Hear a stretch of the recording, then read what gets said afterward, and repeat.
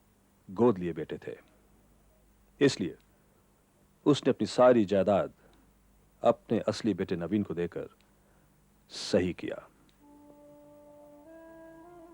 नहीं, ऐसा कुछ भी नहीं जो आप समझ रहे हैं। मुझे धन संपत्ति का कोई लोभ नहीं। अच्छा ही हुआ जो सब नवीन को मिला है।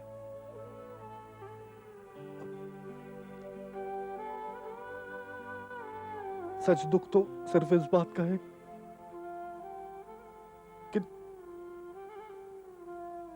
जिन्हें मैं अपना माता पिता समझता था वो मेरे माता पिता नहीं। मैं उनका कोई नहीं। मैं इस परिवार का कुछ नहीं।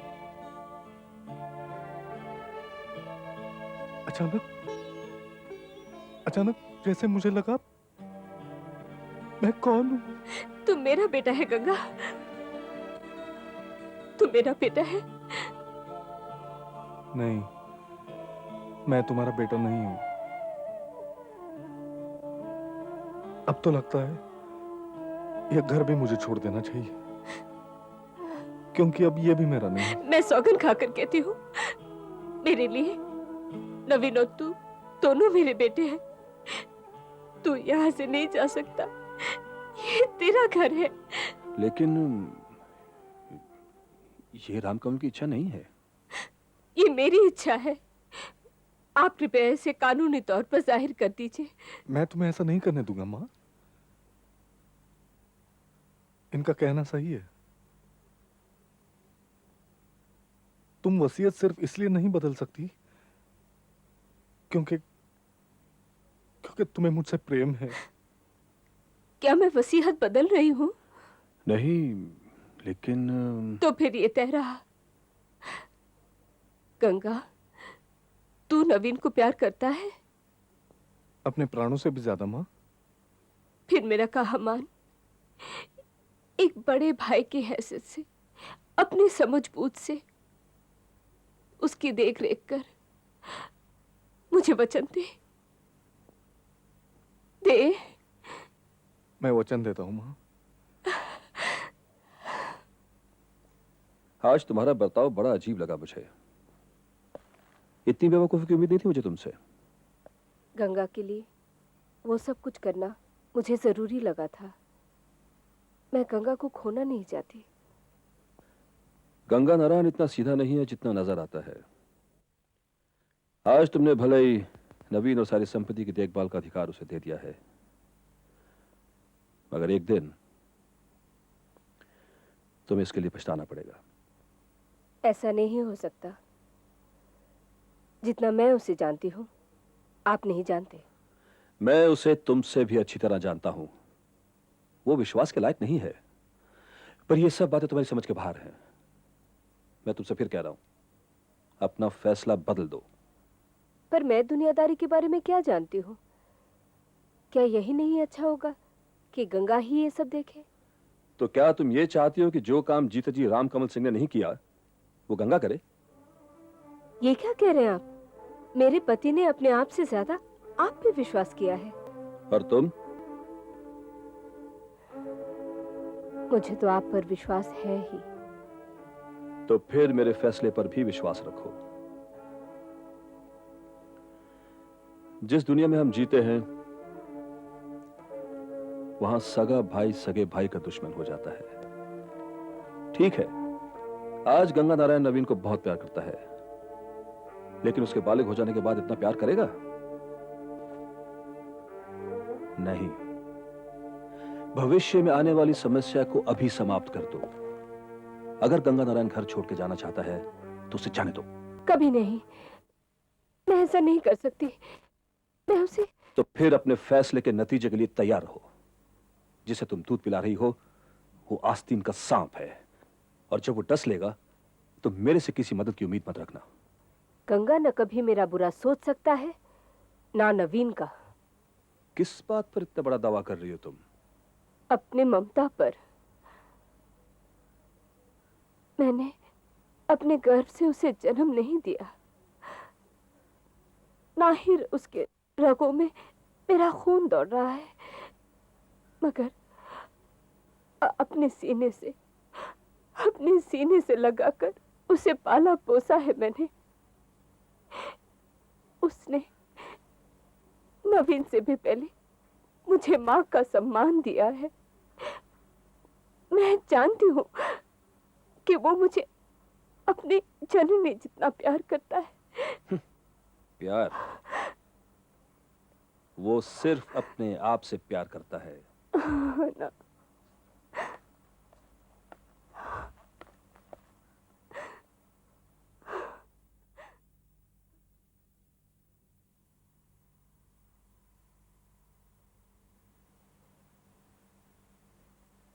ठीक है,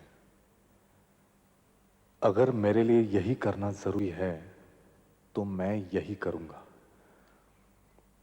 मैं विधुशेखर मुखर्जी की राह का रोड़ा बन जाऊंगा, उसे तिल तिल कर जलाऊंगा जब तक उसका अहंकार पूरी तरह राख न हो जाए। लेकिन क्या यह मानवीय होगा और क्या मैं यह कर सकूंगा? गंगा, बिंदु को याद कर और आगे बढ़।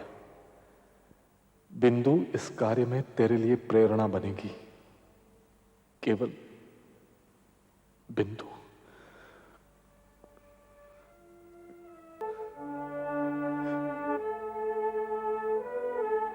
बिंदु,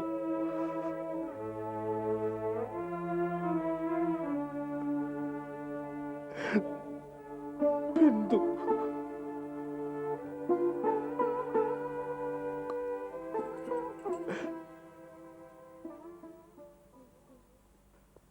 आप क्यों रो रहे हैं? क्या मेरी किसी बात से आपको दुख पहुंचा है?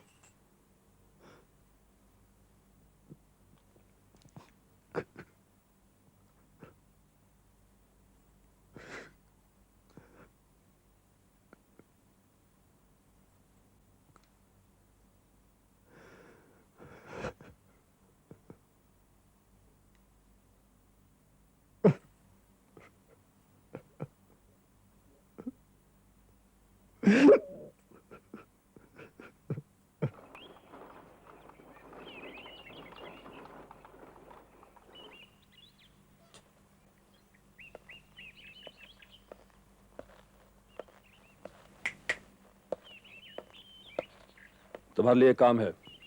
फरमाइए हुजूर। और हुआ समझिए।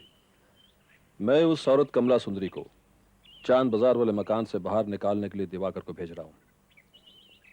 तुम उसके साथ जाओ, पर ख्याल रहे घर से निकलने के बाद उसका मुंह बंद रहना चाहिए। शायद ये नामुमकिन है हुजूर।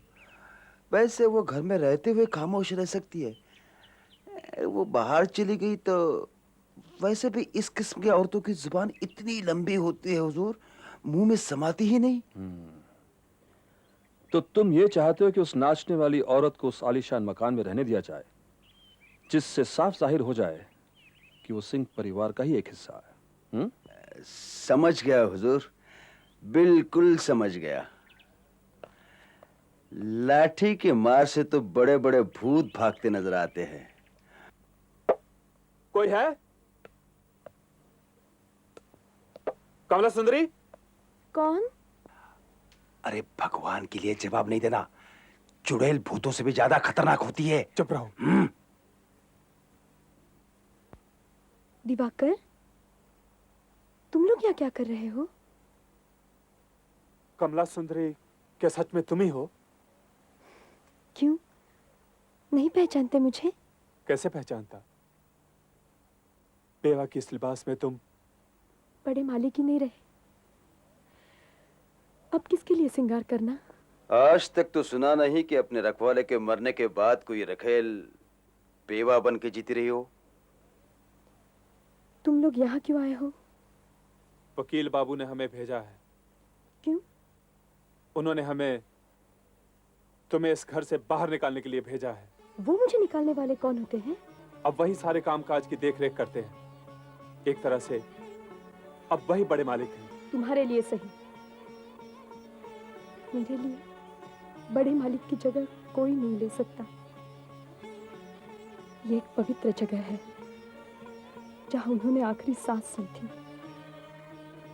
मैं भी यही मरूंगी। कह देना अपने वकील बाबू से, अगर ये मकान चाहिए तो उन्हें मेरे मरने तक इंतजार करना होगा।